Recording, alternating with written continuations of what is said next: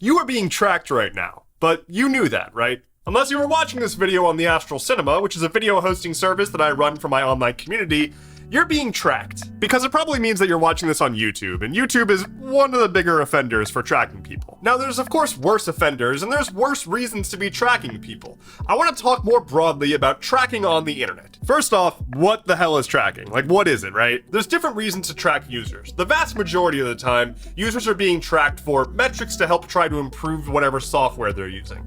The other major reason to track people is to obviously sell them advertisement. Of course, there's other reasons to track people. Espionage, for example, corporate or political. There's plenty of reasons that you would want to know everything there is that someone's doing online, nefarious or otherwise. Let's, stick to the, marketing tracking side of things. I will not be sharing state secrets in this video. So tracking, what the hell is it? Well, it's pretty simple. Things that you do get sent back to a server owned by the company that wants to snoop on you. They then take that data, process it, and figure out what to do with it later. What they do with it might be debugging their software. What they do with it might be selling it to a third party.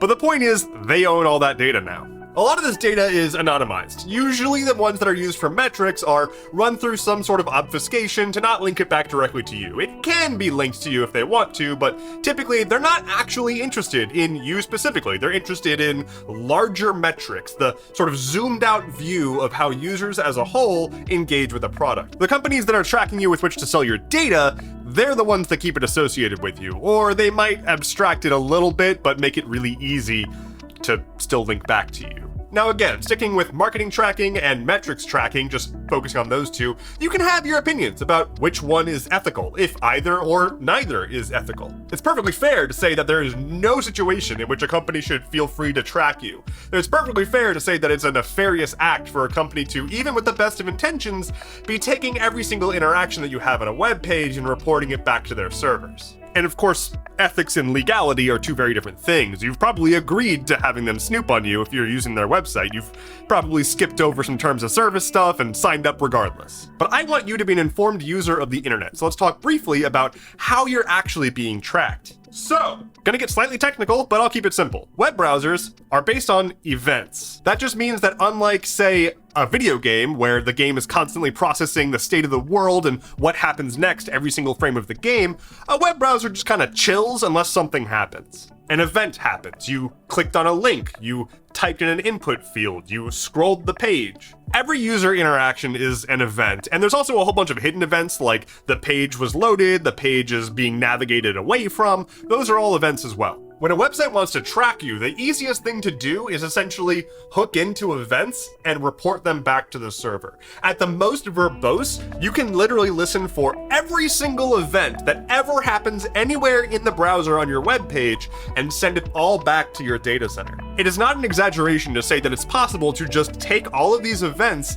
and reconstruct the exact things that a user did on a given website. Down to your mouse movements, down to what you hovered over, down to possibly what you looked at the most. A few jobs back, I had a product person approach me because they wanted to add in some new tracking software to the system. This tracking software recorded every single event that you did because it could replay what you did in real time. Quite literally.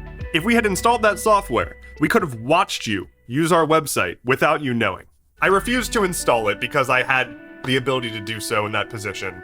Unfortunately, it just went to a junior engineer who didn't want to risk their livelihood, and it got installed regardless. That's not rare. It's likely that right now, as you're watching this video, your mouse movements or whatever are being tracked and sent back. And I want to be really, really clear here. Literally every single letter that you type. If you typed out, "Hi, my name is blah, I killed a person on this date and buried the body here," and then you delete all that, they still got it. So don't use my comments section to admit where you buried the bodies. Now again, these kind of metrics can also be actually pretty dang good for building software. It really helps to get insight into how people are using the software, where things are breaking, what is popular and what's not popular, what links get clicked on, what links get missed. All that stuff can be useful, and especially when you aggregate the data out and you're not just following a single session but looking at trends. But it's still, like, on a personal level, deeply creepy. And you might not have anything to hide, but it's not a matter of having something to hide, it's a matter of having basic dignity. You probably don't want someone standing in your room at all times just watching you, and if you do, I'm not here to kink shame. You probably don't need to have these companies having a copy of everything you've ever typed on their website. You probably just want them to have the things that you actually submitted, the things that you said, I feel good about this, post. Not the revisions of what you were trying to build that may or may not be accurate of who you are and what you wanted to say. But they got them. Now take a step in the other direction and think about the advertising side of this. You know, the ones that collect your data and sell it to the highest bidder. Those people have everything you've ever done on the website. It's not just what interests did you put in your profile and who do you connect with. It's everything you've ever done. Does this person often scroll a little bit, click a link, go browse the internet elsewhere, and hop across a bunch of different sites? A lot? Often? They might have ADHD. Maybe we should market that to them. Or maybe we should tell them that they probably have ADHD and they should buy our product. Facebook once famously got caught performing a psychological experiment on their users. They modified what different user groups would see, either positive or negative content in their feed, and then monitored if that person started to output positive or negative sentiments. Literally using your data trends to manipulate your emotional state. It's not okay. I spilled a bit. So what's my point and what can you do? Well, obviously I'm not going to sit here and tell you to not use the internet. And I'm on TikTok, one of the worst offenders in terms of tracking people. They literally just got busted for doing espionage on journalists. I'm making this video because I want you to be informed. I want you to know what's going on. You should have the power to understand the basics of what's happening. It's a similar level to if you own a car. I'm not asking you to be a mechanic, but you should probably know how to change a flat tire. I'm not asking you to become a security sleuth. I'm not asking you to become a developer. I'm just saying you should know the basics of what your browser is and isn't doing and how you can better use it to protect yourself. Ad blockers go a long way to help with some stuff. Script blockers go a lot further, but kind of break the internet in a lot of ways. A really great step to take would be to look up a DNS level ad blocker.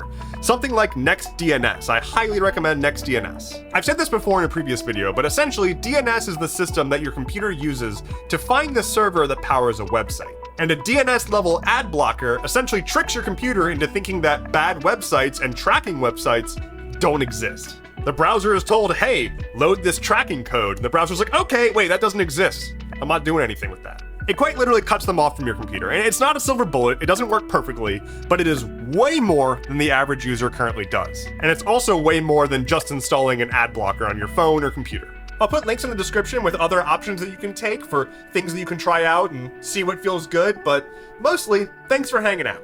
If you learned something or found this interesting, please drop a like and a comment and subscribe and all that good stuff. My name is Endeavorance. I want to rehumanize the internet. Take care and be well.